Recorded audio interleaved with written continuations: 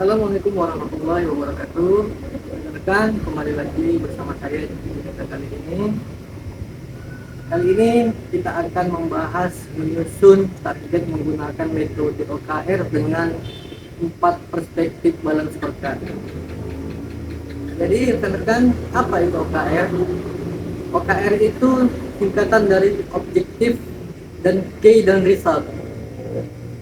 Dan OKR itu adalah kerangka kerja yang menetapkan suatu tujuan atau objektif serta mengukur pencapaian tujuan tersebut melalui sejumlah hasil atau key result sebagai tolak ukur.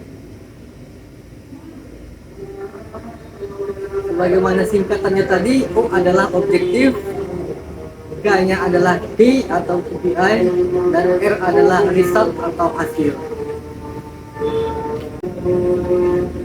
Jadi kenapa harus OKR? Karena dengan OKR kita menyusun target itu sesuai dengan prinsip membuat target, yaitu SMART. SMART itu S-nya adalah spesifik atau detail dan rinci. Jadi target itu harus detail dan rinci. Kemudian M itu adalah measurable atau dapat diukur. Jadi jelas target itu harus dapat diukur. Kemudian A adalah achievable atau dapat dicapai. Jadi dalam membuat target itu harus dapat dicapai sesuai kemampuannya. Dan kemudian ada R, reliable atau sesuai dengan kondisi. Jadi dalam pembuatan target itu harus melihat kondisi. Contohnya kondisi ekonomi saat ini, apakah sedang baik ataukah sedang buruk. Dan kemudian T, ada timeline atau ada target waktu. Jadi dalam membuat target itu harus ada waktunya.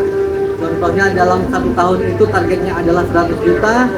Jadi di timeline kan dalam setiap bulannya, Januari, Februari hingga Desember, timelinenya itu adalah 100 juta. Nah, kita ambil studi case dari PT JNE Cabang Utama Medan. Nah, dari PT JNE sendiri sudah menggunakan 4 perspektif balance scorecard yang sudah diturunkan menjadi 11 KPI atau Key Indikator Performance. Nah, kita lihat pembagian KPI di PT JNE Express Cabang Utama Medan. Dari sisi finance diturunkan menjadi sales atau revenue, yaitu berapa sales yang ingin dicapai di tahun 2023. Kemudian ada profitabilitas, berapa profitabilitas yang ingin dicapai di tahun 2023. Dan yang ketiga adalah account receivable. Itu adalah berapa total revenue yang masuk tanpa ada outstanding. Kemudian dari perspektif customer ada 2 KPI. Yang pertama adalah penambahan jumlah pelanggan.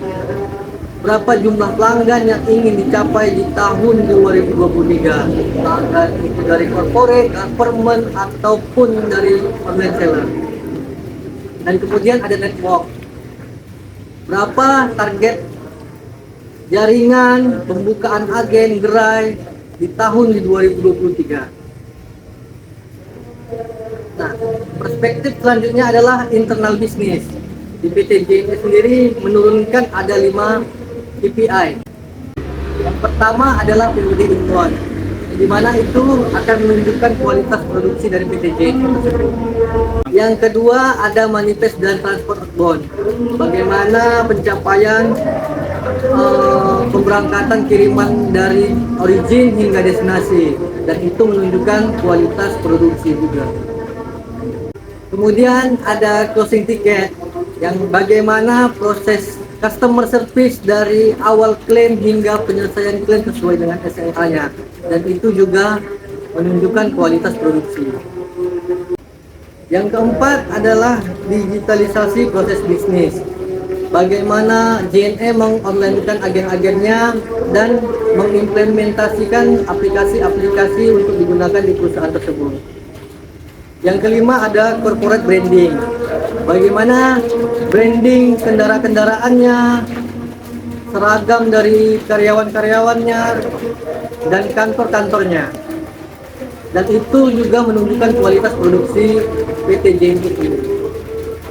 Yang terakhir adalah perspektif human capital. Di sini PT JNE menurunkan menjadi satu KPI, yaitu human capital performance. Bagaimana meningkatkan kualitas SDM-nya, kinerja SDM-nya, termasuk juga absensi di dalam itu semua. Dan itu juga menunjukkan kualitas dari perusahaan itu tersebut. Nah, saya tunjukkan tabel untuk penyusunan target menggunakan metode OKR. Di kolom O atau objektif diisi dengan 4 perspektif dari balance scorecard tersebut. Jadi di sini saya memilih memulai dari perspektif human capital. Karena kembali ke analogi pohon yang kemarin, untuk menghasilkan buah rambutan yang baik itu harus memiliki cabang yang banyak. Kemudian harus memiliki batang yang kokoh. Dan yang paling penting adalah memiliki akar yang kuat untuk menopang semuanya. Nah, kita lihat untuk key performance-nya diisi dari KPI-KPI yang diturunkan dari 4 perspektif tadi. Contohnya dari human capital performance. Nah, untuk result-nya itu diisi dengan angka. Bisa dengan angka, bisa dengan persen, ataupun satuan yang bisa diukur. Sampai dengan perspektif finansial. Contohnya targetnya adalah 1 miliar. Nah, itu risetnya diisi dengan angka, bisa rupiah tadi, bisa dengan persen, ataukah satuan yang bisa diukur. Jadi rekan-rekan, mungkin itu saja yang bisa saya share kali ini untuk rekan-rekan semua. Lebih dan kurangnya saya memohon maaf. Semoga ini menambah ilmu untuk kita semua. Salam sehat untuk kita semua. Assalamualaikum warahmatullahi wabarakatuh.